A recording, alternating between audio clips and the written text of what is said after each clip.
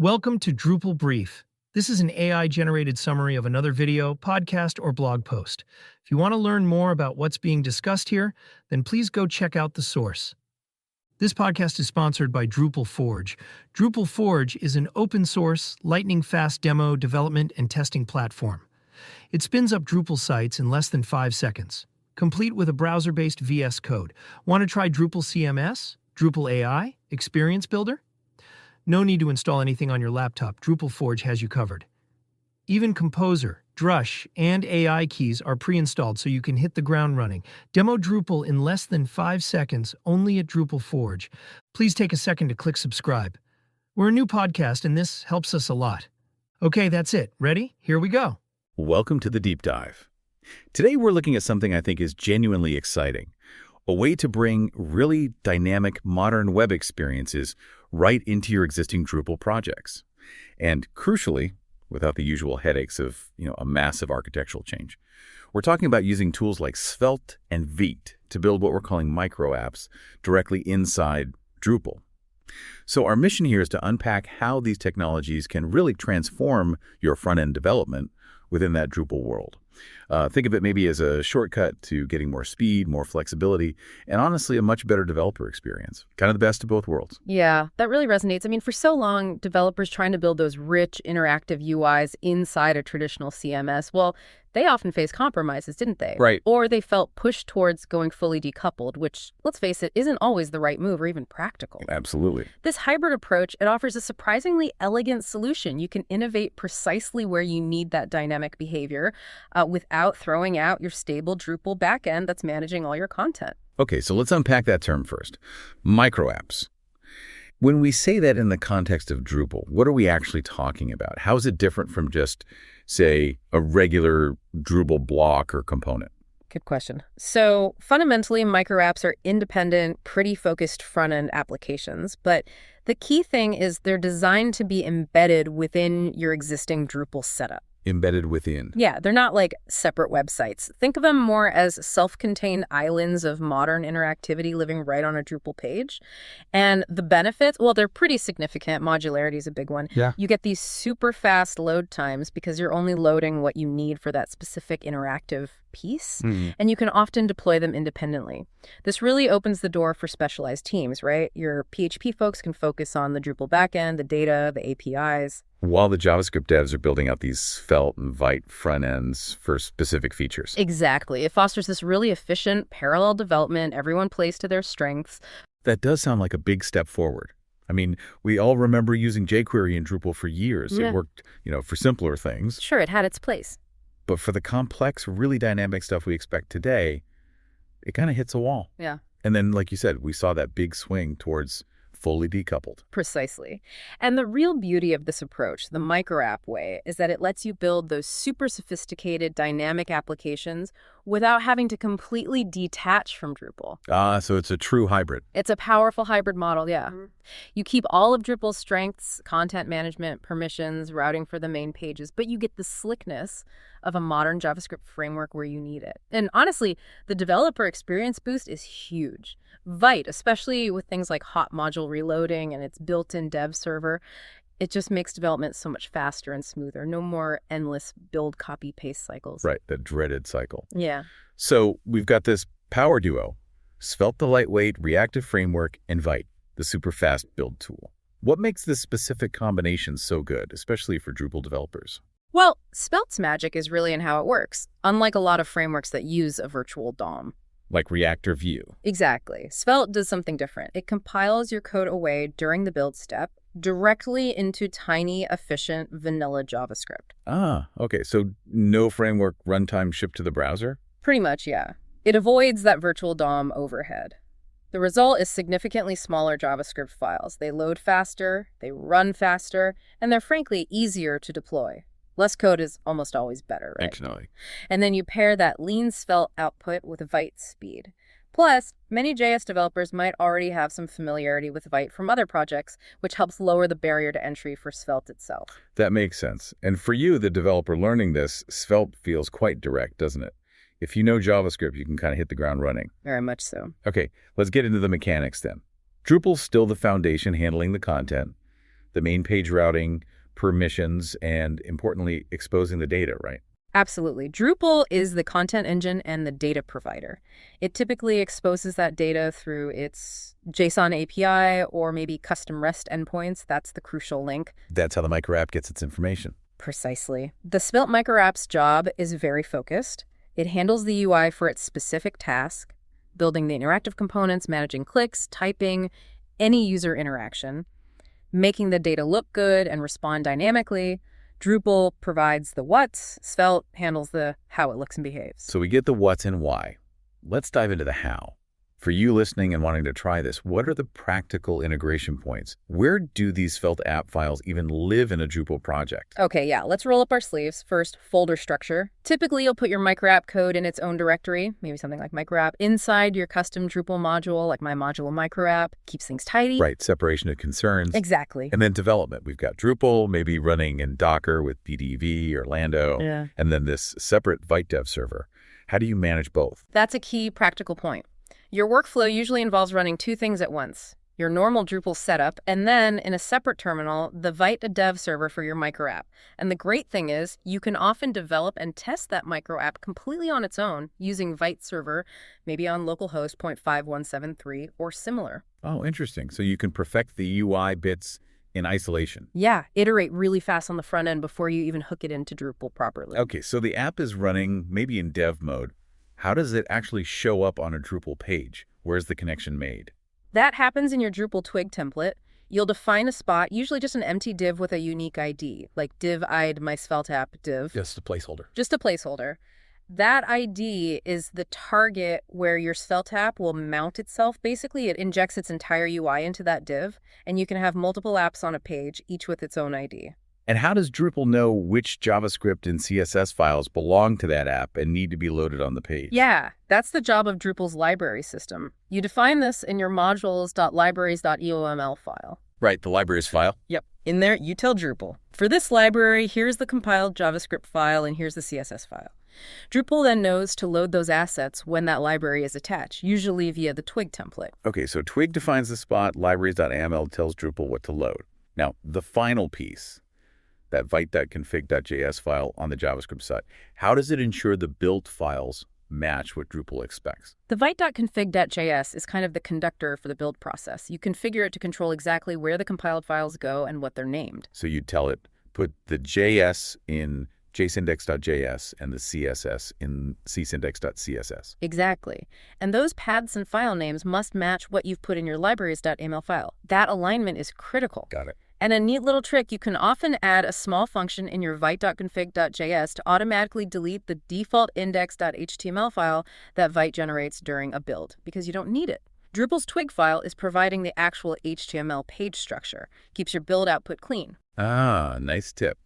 So aligning the Vite config output with the Drupal libraries file, that's the magic handshake, really. Mm-hmm. That makes the whole integration smooth. That's the core of it, yeah. Now, if someone's starting completely fresh, how do they even scaffold one of these Svelte Vite projects? Is there a simple command? Yeah, it's actually super easy. You just open your terminal in the spot where you want the app, like inside that micro app folder we mentioned, and run npm create Vite at latest. npm create Vite at latest. Okay. It'll then prompt you to pick a framework you choose, Svelte. You can also opt for TypeScript at the stage if you like. It sets up a basic working structure for you in seconds. And again, that benefit of independent development is huge. Run npm, run dev, test your app on Vite server, localhost 5.173 usually. Iterate quickly. You have it looking right. Exactly. Then when you're ready, you run npm run build. And that's where the vite.config.js takes over, creating those production-ready JSindex.js and CSindex.css files. Yeah, which your libraries.aml file knows exactly how to find and load. Precisely. That automation avoids all the tedious manual copying and pasting of build files. Makes deployment way less error-prone. Let's briefly touch on Svelte's code itself. For a JavaScript developer, maybe coming from React or Vue, what does a typical .svelte file look like? It's known for being very direct and readable. You basically have your JavaScript logic inside script tags at the top. Okay. Then below that, you write your HTML markup, just like standard HTML, but with Svelte's templating additions for loops, conditionals, event handling, and binding data. And the styling. That goes inside style tags, usually at the bottom. And the styles are scoped to that component by default, which is really nice, prevents CSS clashes. So script, template, style, often all in one .svelte file. Seems quite self-contained. Very much so. Many developers find it quite intuitive, especially compared to JSX sometimes. It feels closer to the web platform fundamentals. Now, one important thing to clarify is routing. This can trip people up initially. Ah, right. How does routing work within the micro app versus Drupal's main routing? Good distinction. Your Svelte micro app can absolutely manage its own internal routes. Imagine a dashboard app living on a Drupal page at my dashboard. Okay. Inside that Svelte app, you might have internal views, maybe overview, details, settings. The Svelte app can navigate between these without changing the browser's main URL. The URL stays my dashboard. So Drupal only knows about my dashboard. It's completely unaware of the overview or details state within the Svelte app. Exactly. Drupal handles the main page load based on the browser URL. The Svelte app handles its own internal UI state changes, including mimicking navigation, but doesn't interact with the browser's history API for the main path. That makes a lot of sense. It keeps the concerns separate. So building on that, what about caching? How do Drupal's caching and the micro app's behavior interact? Yeah, that's practical. Drupal's caching mechanisms primarily apply to the data it serves the JSON responses from the API, for instance, or maybe the initial page render itself if you're using standard Drupal caching. Right. The micro app's JavaScript bundle, index.js, will be cached by the browser like any other static asset based on cache headers.